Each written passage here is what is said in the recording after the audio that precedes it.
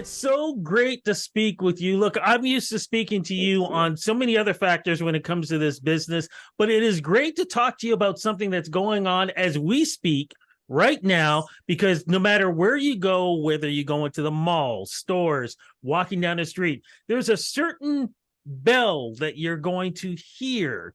And that Yeah. bell is very important during the holiday Christmas season. What is going on? And basically, who are you with?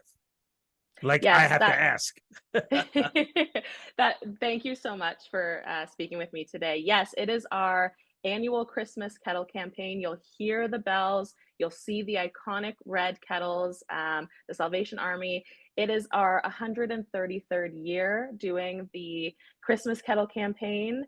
So you'll see them outside of storefronts, in shopping malls, and all of the proceeds for this campaign go directly back into the community in which they are given. And it actually supports over 1.5 million people just here in Ontario alone. Let's talk about the Salvation Army itself, because, of course, Mhm. I'm 10 times older than you. And I've always heard about the Salvation Army. I've seen the Mhm. uniforms. I've actually rode in their trucks when it came to the toy drive during the Right. holiday season. But for folks who don't understand what the Salvation Army does throughout the year, not just Mhm. over the holiday season, talk about its identity, please. Absolutely. And thank you for that question. I think a lot of people, they see the Salvation Army logos, they see the brand during Christmas and during our Christmas kettle campaign. And sometimes it becomes a little bit synonymous with that. But the Salvation Army provides year-round support for the most vulnerable within our communities, whether it's food bank support or shelter or different programs that are specific to the communities. We have different children's programs and women's programs and so many things that go on throughout the year. It really is all encompassing and helps the most vulnerable. When you use the term most vulnerable, Mhm. would you say that this year 2023 has been the most vulnerable? And the reason why I ask that is because I have driven by the food bank on College Street many times, and there was one time, I think the lineup, and this was maybe about 6 weeks ago, it was just around Thanksgiving, our Thanksgiving, the lineup looked like it was around the block. Would you say this has been the toughest year? Year over year, we are seeing more and more people seeking out the support of the Salvation Army. It is a really difficult year. And I think what's important to understand is that, you know, 31% of people who will seek out our support this year are new households. And of that 31% of new households needing our support, 34% of those are children. So nearly a third of those are children. And with the rising cost of living, cost of food, inflation, we are now seeing more than ever people turning to us for support. And it's people that are directly in your community, your colleagues, your friends, Yeah. your family members, people that you don't necessarily think of when you think the Salvation Army supports the most vulnerable. A lot of us are just one paycheck away or one circumstance away from thinking that they need this support. Absolutely. Let's put it Mhm. this way. Pawn shops are making a lot of money these days, and it's the Mm. truth. So let's go back to this Kettle Drive. You kind of mentioned earlier. I want to go back to it just as a reminder. What does the Kettle Drive do, and how long is it running for? Yeah, so it runs till the end of the year. So you are able to, I know a lot of people think Christmas, once it's Christmas, it ends. No, you might not see the kettles physically out on the streets after Christmas, but you are able to give online. So what it is we are collecting donations, monetary donations, and all of these go directly back within the community in which they are given. And it supports our programs and our services that we offer to these community members. So whether it's food bank services or different programs like that. And there are so many ways that you can give to the kettle campaign. So, you'll see the iconic kettles out on street fronts and in front of shopping malls and stores, and you're able to put a cash donation into the kettle. But we understand a lot of people aren't, carrying cash anymore. That's not a typical thing anymore. So there is also a tip tap option where you can tap on the kettles. There's, different monetary donations there, and you can tap which one. You can actually tap more than once to sort of double your impact if that is what you wish to do. And speaking of doubling your impact, we also accept donations online at salvationarmy.ca. And through this, you will immediately double your impact because we actually have an anonymous donor this year who is matching up to $100,000 in donations right online. So really important. There's so many ways to donate to this amazing campaign. No, I'm just curious. Are you guys still doing a toy drive too? Are you helping out with We that? are. Yes, we are. Yep. Our 2023 CTV Toy Mountain campaign is well underway. It runs until December 22nd, and we are collecting new unwrapped toys to any of those Toy Mountain locations across the GTA. You can hear more information 6 p.m. Tuesday through Friday on CTV News there.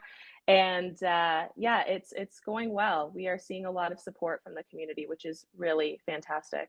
Like I said, a couple of years ago, I actually was in the truck. I was doing live stuff for the radio station I was working with.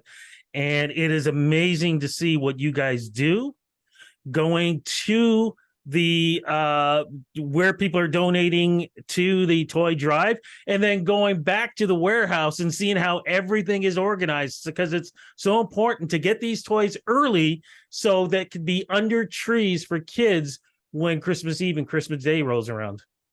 Absolutely, and I'm glad you mentioned that. We were actually just at our distribution center, our Ontario distribution center, which we like to call Toy Mountain headquarters, a couple of days ago, and we saw the team there are actively, bringing in the toys, sorting them, and getting them back out. So that you're right, they can be under trees for children in the community this Christmas, and many parents and families are struggling this Christmas and having to decide between putting a toy under the tree for their child or putting food on their plate. So it is a really important time to donate. And there are, certain age groups every year that we see less and less toys of.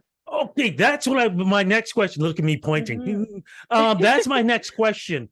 Yes. Um, I know a lot of people like to get toys for kids or whatever, but you have to remember there are also kids who are 11, 12, 13, 14, 15, Hmm. 16, even 17. We have Yes. what can we do to make sure that those kids get what they need? Can we do gift cards? Should we be looking at, you know what I mean? Absolutely.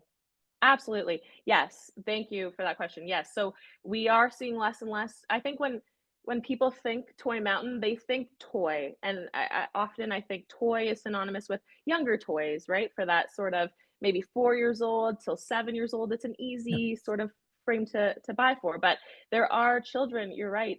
10 to 13 years old, tweens, teens. They also need our support. And actually, we're struggling as well with babies 0 to 3 years old. It's a very difficult window. We're seeing less and less toys for that age group. So when you're thinking of I think when you're thinking of tweens and teens, hygiene kits, hair products, outdoor activities, for a young boy, an outdoor activity, a sporting toy is something that they will greatly appreciate. And so I would just urge people, when you are thinking of donating, to keep those age groups in mind if you can. Or gift cards, as Absolutely. you mentioned, they go a long way. And we are able to sort of stretch those donations as well. We do accept monetary donations as well. If you aren't able to get out to a CTV Toy Mountain location, you can donate online at toymountain.ca. And the monetary donations, they also go a really long way, and they allow us to buy for those age groups that are sort of underrepresented in the toy giving. So yeah. And one thing also before we go, of course, as we go into the new year, people like to go, you know what?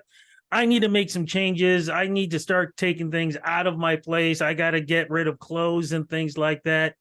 You guys are always looking to get some of these things that people don't need. What did folks do when they're ready to, clear their closet and hopefully donate to you guys? Absolutely. So, I mean, we have our thrift stores, as you know, which are always accepting, donations there, it goes right back into the community there as well. So you can find all of the information on all of our services, everything, from donations to what we provide and what we offer at salvationarmy.ca. That's a great site which explains everything that we are accepting and how to donate and where to donate. So thank you. Fantastic. Look, thank you so much for this interview. I Thank can hear you. the ringing in my ear right now, but it's one of those ringings that is so important to not just the city, community, but across Canada do. Thank you so much for what you guys do. Merry Thank you. Christmas. All the best to you, your family, everybody at the Salvation Army for doing what they do, because they do it Thank you so much. 24/7, and have a great 2024. Thank you so much. You as well, Rudy. Thank you for taking the time today. This is great.